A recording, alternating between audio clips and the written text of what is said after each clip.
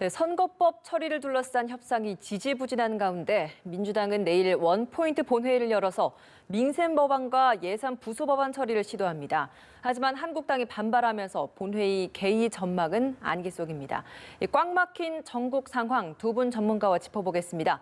박상혁 변호사, 최형두 경남대 초빙 교수 자리하셨습니다. 어서 오세요. 네, 안녕하십니까. 반갑습니다. 네, 문희상 국회의장이 크리스마스 전에 국민들에게 크리스마스 선물을 드려야 된다 때문에 민생 법안 그리고 예산 부수 법안을 먼저 처리를 하자라고 이야기를 했습니다. 여기에 민주당도 원포인트 본회의 열자라는 제안을 하곤 있는데 한국당이 날치기 예산 통과에 대한 사과를 먼저 해야 한다라고 반발을 하고 있는 상황입니다. 먼저 현 국회 상황 어떻게 보고 계신지 좀 여쭤보겠습니다. 이번 국회가 이제 곧 종료하게 되는데요. 지금까지 통계를 보면 한 30% 법안 통과율이 한 30%도 되지 않는 상황이라는 것. 그래서 가장 최악의 국회다라는 평가를 지금 하고 있습니다. 예. 그래서 곧 성탄절도 다가오고 또 새해를 맞으면서 여러 가지 국민들이 좀 기대를 가지고 있는데 지금까지 어떤 정치권에서도 어떤 좀 그 결과라든지 결실을 맺지 못하고 있습니다. 그래서 예. 이런 상황에서는 빨리 정치권에서 가장 시급한 게 예산과 나라 살림과 이런 거 관련된 예산 부수 법안 아니겠습니까? 좀 지혜를 모아서 그런 법안이라도 먼저 좀 통과를 하고 민생 법안을 먼저 통과한 다음에 좀 쟁점 법안을 좀 심도 있게 토론하는 모습이 좀 중요하다고 생각합니다. 예. 원포인트 본회의는 열어야 하지 않겠냐라는 입장이십니다. 어떻게 생각하십니까? 네, 간단한 문제입니다. 이 문희상 의장이 사과하라는 야당의 주장을 받아들여야 됩니다. 이 사실 500조나 넘는 엄청난 슈퍼 예산을 야당의 이 표결 없이 통과시킨 날치기가 분명합니다. 이 날치기에 대해서는 국회의장이 이런 전례가 사실은 좀 부끄러운 전례입니다. 이런 전례가 또 뒤에 통용되지 않도록 국회의장으로서 안타까운 일이다. 이런 일이 없도록 해야겠다는 유감 이상의 어떤 표시를 해야 됩니다. 안 하겠다는 것도 아니고 이런 사과를 하라는 겁니다. 이거 말하자면 속기로 의사록에 남기자 이런 사실에 대해서 이렇게 하면 안 된다라는 것을 남기자라고 촉구하는 겁니다. 그리고 또 하나 보면은 사실은 나라가 지금 얼마나 엄중합니까? 경제는 파이낸셜 타임즈 같은 외지에서도 외국 그 경제 정통한 경제 신문에서도 50년 내에 최고 어렵다 이렇게 말이 나오고 있습니다. 또 지금 북한은 ICBM 카드를 만지작거리고 있지 않습니까? 이런 나라 안팎이 굉장히 위태로운 상황에서 지금 왜 이렇게 꼬였냐면은 공수처법 때문에 그렇습니다. 공수처법.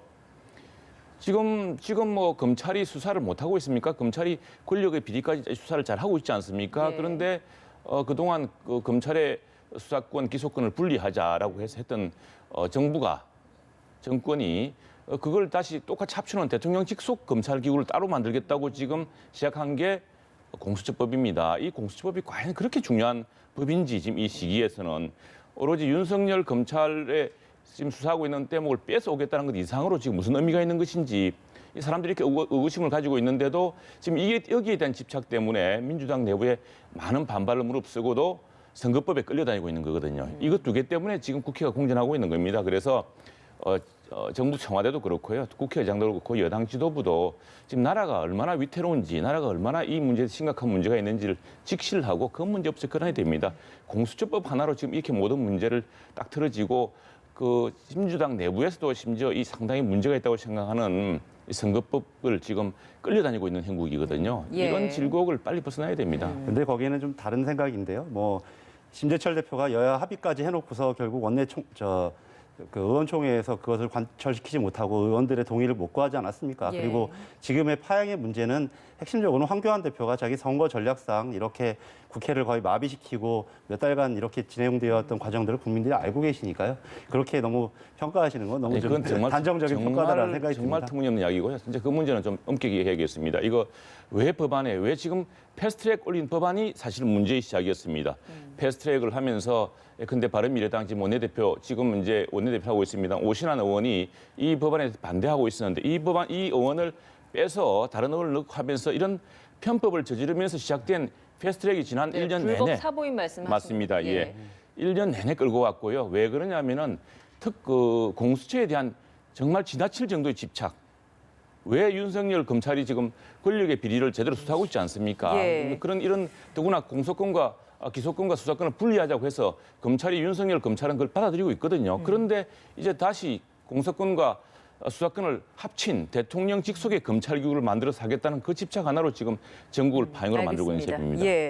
그러면 지금 한국당이 문희상 국회의장에 대한 사과가 우선이다라고 했던 그 부분에 있어서 문희상 국회의장의 사과는 필요하다라고 보시는지 이 부분은 어떻습니까? 그 과정에서도 아까 말씀드렸던 것처럼 심재철 대표가 실제로 원내 그 의원총회에서 합의안을 관철시키고 설득을 구해오지 못했고요. 그리고 여러 차례 민주당이나 다른 야당들에서는 기다려주지 않았습니까? 그리고 실제로 합의 통과된 예산안 같은 경우도 실질적으로 거의 다 합의된 내용입니다. 뭐 새로운 내용을 넣거나 그다음에 민주당의 특정 의원들이나 이런 사람들에게 유리한 내용들이 아니란 말이죠. 사실은 예. 기간에 갑자기 만들어지는 아니기 때문에 뭐 자유한국당에서도 그 내용 자체에 대해서는 특별히 더 문제 제기를 못하는 형편인 만큼 지금은 중요한 것은 빨리 예산 부수법안 처리하고 내년도에 나라 살림을 펼칠 수 있도록 그런 좀 환경을 조성하는 게 가장 중요한 지금 타임이라고 생각합니다. 내일 여야 3당 교섭단체 정례회동해서 문희상 국회의장이 다시 좀 합의점을 도출을 해서 본회의를 열도록 추진을 하려고 하는 것 같습니다. 네. 뭐 좀 합의안을 마련할 수 있겠습니까? 뭐 좀 전망을 하자면 쉬운 것은 아닙니다. 왜냐하면 저는 이게 단순하게 이 자체만이 아니라 그 자유한국당 특히 황교안 대표가 갖고 있는 이 전략의 하나의 일환이라고 생각을 하거든요. 예. 황교안 대표는 별로 이렇게 통과를 하거나 합의를 하거나 정치력을 발휘할 의사 자체를 갖고 있지 않고요. 결국은 내년도 선거를 생각하면서 자기 집 토끼들을 정확하게 예. 지키는 선거 전략 아래에 이 모든 것이 놓여져 있기 때문에 가능성이 좀 쉽지 않겠다라는 생각을 하고 있습니다. 예. 다른 질문 좀 드려보도록 하겠습니다. 선거제 개편안과 관련해서도 지금 4+1 협의체 내에서도 굉장히 좀 이견이 많이 있는 것 같습니다. 특히나 이 석패율제와 관련해서 좀 이견이 굉장히 좀 많은 것 같은데 4+1 협의체도 이제 내일부터는 다시 좀 협상을 네, 한다라고 하는데 네. 이들 간의 논의는 좀 어떻게 예상을 하십니까? 이게 지금 상당히 비판받을 대목이 많습니다. 지금 뭐 이 선거법이 너무 복잡합니다. 그래서 심지어 이 선거법을 가장 적극적인 심상정 정의당 대표의 경우는 국민들은 알 필요 없다고 할 정도로 복잡합니다. 선거라는 게 게임 룰이라는 게 간단해야 되는 거거든요. 간단한 건데 지금 결국은 보니까 뭐냐면 중진 의원들, 소수당의 중진 의원들이 의석을 확보하기 위한 지금 그 때문에 이 논란이 지연되고 있는 겁니다. 심상정, 정동영, 손학규 이 세 분이 자 지역구에 나가 떨어지면은 석패율을 통해서 다시 그게 석패율입니다. 예. 진 의원이 지역구에서 진 사람이 다시 비례대표에 등록되어서 다시 국회에 등원할 수 있도록 지금 그것 때문에 지연되고 있는 거는 이것 사실 여기에 대해서는 박지원 의원이 또 이런 말을 했습니다. 꼭 먹고 알 먹고 국물까지 다 마시고 상대방은 굶어 죽으라는 그런 정치는 없고 해서는 안 된다. 이게 이제 4+1의 그 소수당 대표들한테 예. 한 이야기입니다. 지금 이것 때문에 꽉 막힌 겁니다. 민주당은 공수처법 때문에 사실 선거법을 지금 협상을 하고 있는 건데 이 소수당들이 이제 이게 민주당이 역시 민주당의 어떤 계산을 아니까 이 공수처법을 딱 자기들이 지고 있으면 자기들이 통과시키기 위해서 먼저 선거법부터 해라고 지금 압박을 가하고 있는 거거든요. 그걸 가지고 지금 민주당이 어쩔 수 없이 지금 이렇게 불모가 잡힌 상태가 되어 놓으니까 이런 무리한 주장을 펼치고 예. 민주당 내부에서도 아마 부글부글 끓을 겁니다. 그런 상황에서 지금 논의가 되고 있는데 이게 지금 국민적 비난이 커지면은 결국에는 그 내부의 어떤 가닥을 잡겠는데 점자 이 선거법 협상이 이 선거법의 문제점이 무엇인가를 이 4+1 논의 과정에서 확연히 지금 드러내고 있는 꼴이 되어 있습니다. 앞서서 이제 중진 구제 전략으로 사용될 수 있다라는 언급을 해주셔서 민주평화당이 여기에 대한 우려 때문에 청년이나 여성들에 대해 뭐 일부 이런 약자 같은 그런 후보들에 한해서 이 석패율제를 도입하는 방안 이 부분도 좀 마련을 한다고 하는데 그렇게 된다면 문제가 없다라고 보십니까? 이 법안 자체를 감당하기 실제로 그런 합의가 이루어지지 않고 있습니다. 왜냐하면 이건 중진들 구하기 용으로 사실은 고안된 제도이기 때문에 그렇게 하고자 한다면 지금 현재 선거법 체제로도요.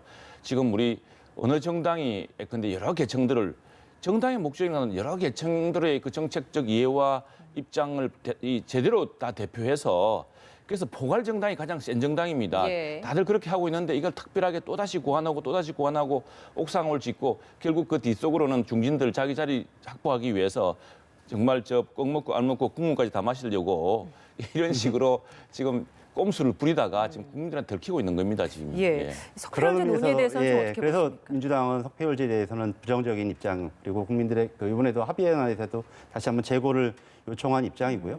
지금 봤을 때 석패율제도는 예전에는 그 양대 정당이 있을 때 지역구도 완화를 위해서 한번 여러 가지 고민된 적은 있지만 실제로 지금은 지역구도 자체가 많이 완화되어 있고 실제로 뭐 영남이나 이런 지역에서 민주당이나 또 다른 지역 뭐 예전에 호남 지역에서도 뭐 자유한국당에도 의석수가 나온 적이 있지 않겠습니까? 그리고 실제로 좀 다당제 성격으로 예. 정치 지형이 변해 있기 때문에 지금 석패율제를 도입하는 것은 적절치 않다고 생각합니다. 그러면 군소 정당들을 어떻게 좀 설득하실 계획이십니까? 그래서 이번 선거 제도의 의의는 예. 즉 연동형제를 처음으로 도입한 것에 자체에 굉장히 의의가 있다고 생각을 하거든요. 예. 그 오랫동안 연동형 제도를 도입하기 위해서 노력을 했지만 그동안 성과가 없지 않았습니까? 근데 이번에 드디어 연동형 제도를 도입하는 자체만으로 하나도 굉장히 큰 그 역사의 진일보라고 생각하고요. 거기에 필요한 요소들은 이후에 또 해나가면서 개혁을 해나갈 수 있고 또 여러 가지 개선책들도 마련할 수 있을 거라 생각합니다. 석패율제 못지않게 또 지금 갈등이 생기고 있는 부분이 연동률과 관련된 연동형 비례대표제 도입인 것 같습니다. 한국당이 이 부분에 있어서 지금 위성 비례 정당을 만들겠다라는 이야기를 하고 있는데 민주당 입장에서는 허를 찔린 부분 아니겠습니까? 이 제도에 대해 이런 도입에 대해서는 좀 어떻게 생각하십니까? 저는 뭐 일종의 그 엄포라고 좀 생각을 하고요. 여러 가지로 그동안 뭐 시나리오상에 나왔던 것을 심재철 대표가 실제로 좀 공개 발언을 했기 때문에 그런 예. 표현이 있는데 그에 대해서 뭐 이정미 대표가 선거법상으로 어려운 요소들도 얘기를 했고 우리 국민들이 굉장히 현명하십니다. 그래서 만약에 그것이 진짜 현실화돼서 그런 위성 정당이 만들어졌을 때 국민들이 거기에 표를 주실 수 있는 건지 그럴 정도로 우리 국민들이 잘 알고 있어서요. 저는 굉장히 이거를 뭐 일종의 심재철 대표의 엄포용 뭐 카드다 이렇게 평가하고 싶습니다. 창당의 현실적인 제약은 없는 겁니까? 현실적인 제안은 지금 이정미 대표가 잘 한번 설명을 했어요. 예를 들면 지역구 관계 이쪽 정당에 있는 지역구 관계자나 뭐 정당 간부 또는 정당 후보, 비례대표 후보자가 타 정당의 선거운동을 할 수 없다라는 게 우리 선거법의 취지이기 때문에 예. 거기에 조금 더 복잡한 요소들도 있고 이런 사례가 한 번도 없었기 때문에 선관위가 답변을 유보한 것은 있지만 실질적으로 창당을 하더라도 선거운동을 할 수 있는 사람들은 굉장히 소수다. 뭐 이게 지금 선거법상의 해석으로 보여집니다. 예. 네, 이제 꼼수를 부리니까 이제 묘수로 이제 반박한 겁니다. 예. 사실은 자유한국당은 연동제를 반대를 했습니다. 연동제는 우리 정치 문화와 맞지 않습니다. 왜냐하면 우리는 대통령제고요. 연동제를 하게 되면 이게 독일식 내각제로 가야 됩니다. 내각제로 가야 되는데 우리는 강력한 대통령이지 않습니까? 근데 왜 연동형에 대해서 부정적이냐면은 이 연동형이 소수 정당들을 많이 탄생시킵니다. 이 선거제도 자체가요. 그렇게 되면은 극자, 극우 이런 정당들. 그래서 그런 정당인 오히려 정치의 안정에 해롭다 이렇게 보고서 사실 반대를 했던 것인데 지금 자꾸 이렇게 이 몇몇 그 소수당의 대표들하고 이행하기 때문에 이런 꼼수를 부리니까 그렇다면은 국민들의 현명한 국민들이 이제 알게 되었습니다. 이게 뭔지 이게 이제 표를 많이 얻어도 캡을 두 가지고 이게 이제 그 표를 소수당한테 나눠주려고 하는 전략 아니겠습니까? 그러니까 그렇다면은 이제 비례한국당 같이 이런 당 이름 놔두면은 우리 박 변호사 말씀하셨지만 또 이정미 대표가 얘기했지만 그렇게 선거운동 안 해도요 국민들이 알아봅니다. 이 표는 한국당 주고 이 표는 비례들 주 가지고 이 어쨌거나 원내에서 다수석을 차지하도록 하는 것이 그런 국민의 선택을 유도하는 뜻밖의 묘책을 이제 발견한 셈이라고 하겠습니다. 예. 한국당 내에서는 그러면 만약에 이게 비례 위성 정당을 만든다고 한다면 누가 그쪽으로 갈 것인가 이것도 고민이지 않겠습니까? 또 그것도 뭐 해법이 있겠죠. 그런데 무엇보다도 사실은 저는 국회를 빨리 지금 우리 박 변호사님도 말씀하시고 또 문희상 의장도 촉구하고 있지만 민생국회를 빨리 전환하기 위해서는 지금 더 이상 모순적인 공수처법 이런 거 주장하지 말고요. 또 공수처법 때문에 민주당도 불불 끓으면서 이렇게 터무니없는 선거법에 끌려다니지 말고 끝내고요. 이러면은 이런 묘순이 꼼순이 이런 이야기 다 없어질 겁니다. 예, 네. 알겠습니다. 한국당이 편파 보도에 대한 언론 기자들에 대해서 2번 정도는 경고를 하고 3번이 넘어가면 출입을 통제하겠다라는 삼진아웃제를 얘기를 했다가 금방 또 철회를 했습니다. 그런데 최근에 또 보수 유튜버들에 대한 국회 출입에 대한 것을 또 문제를 제기를 하는 등 이런 언론과 관련된 이야기를 최근에 좀 많이 하고 있는 것 같거든요. 이런 한국당의 모습은 어떻게 보고 계십니까? 한국당에서는 항상 정부나 또 청와대를 상대로 불통 이런 우리 교수님도 청와대 전에 소통기 비서관 하셨지만 그렇게 항상 비판을 해왔습니다만 스스로 자신들의 모습을 좀 잘 보여주는 이번에 해프닝이라 저는 생각을 하고요. 그날 제가 우연히 현장에 정말 태극기를 참칭하는 세력들이 국회를 난입하는 현장이 있었습니다. 그때의 어떤 특정 방송에서 그 표현을 난입 이런 것 이렇게 표현했다고 지금 이렇게 난리를 피우는 것인데 실제로 그 현장에서 본 모습은 난입이 맞았고요. 우리 국회를 우리 여러 역사에서도 뭐 야당이 그동안 탄압받고 야당이 어려웠던 시절이 있었지만 DJYS도 저런 정치를 한 적은 없었거든요. 그런데 거기를 보도한 그 상황을 보도한 언론에 대해서 뭐 삼진 아웃제 운운하는 자체가 정말 언론 자유를 어떻게 생각하는지 자유한국당의 좀 민낯을 보여준 것 같습니다. 예. 한 말씀 이게 이제 그 삼진 아웃이 답답하니까 그렇다고 이제 본인들이 이야기하고 있습니다. 얼마나 편파적인 피해를 당했으면 이러겠느냐, 절규로 생각해달라 그러고 결국에는 이 여론의 비판을 또 수용하지 않았습니까? 금방 수용했는데 사실은 그 지금 이 언론의 상황에 대해서는 여러 가지 많은 사람들이 이 지금 문제의 본질을 알고 있습니다. 근데 자유한국당이 좀 더 애를 써야 될 부분은 예. 이 언론 환경을 제대로 공정한 어떤 그 운동장으로 만들려고 하면은 또 언론에 대한 이 모니터링을 잘해야 됩니다. 민주당 같은 경우는 과거에 보면은요, 언론개혁단체, 그다음에 방통위, 그다음에 비례대표 이렇게 해서 아주 그 언론 쪽으로 이 굉장히 그 치밀한 어떤 전략 같은 게 있습니다. 근데 한국당 같은 경우는 제대로 없고 심지어 뭐 방통위 언론 쪽을 담당하는 상임위 간사가 원래 이제 비례대표가 그런 걸 축제해야 되거든요. 지역구 활동한다고 정신도 못 차리고 하니까 이게 그런 그 기본적으로 이게 단기간에 안 고쳐집니다. 굉장히 장기적인 어떤 전략을 갖고서 이 운동장을 평평하게 정말 공정하게 만들려는 노력이 요구돼야 되고요. 뭐 당장 이렇게 언론에 그 야당은 사실은 뭐 여당처럼 권력이 없다 보니까 쉽게 언론에 또 노출되는 측면도 많습니다. 또 쉽게 비판에 노출되고 그런 것들에 대한 답답함이 호소인 것 같은데 보다 장기적인 어떤 대응이라든가 장기적인 비전 같은 게 필요하겠습니다. 근데 요새 유튜브를 보시면 아시지만 전혀 이쪽으로 한쪽으로 더 기울어져 있는 것 같은데. 알겠습니다. 오늘 말씀 여기서 마무리 짓도록 하겠습니다. 박상혁 변호사, 최형두 경남대 초빙 교수였습니다. 고맙습니다.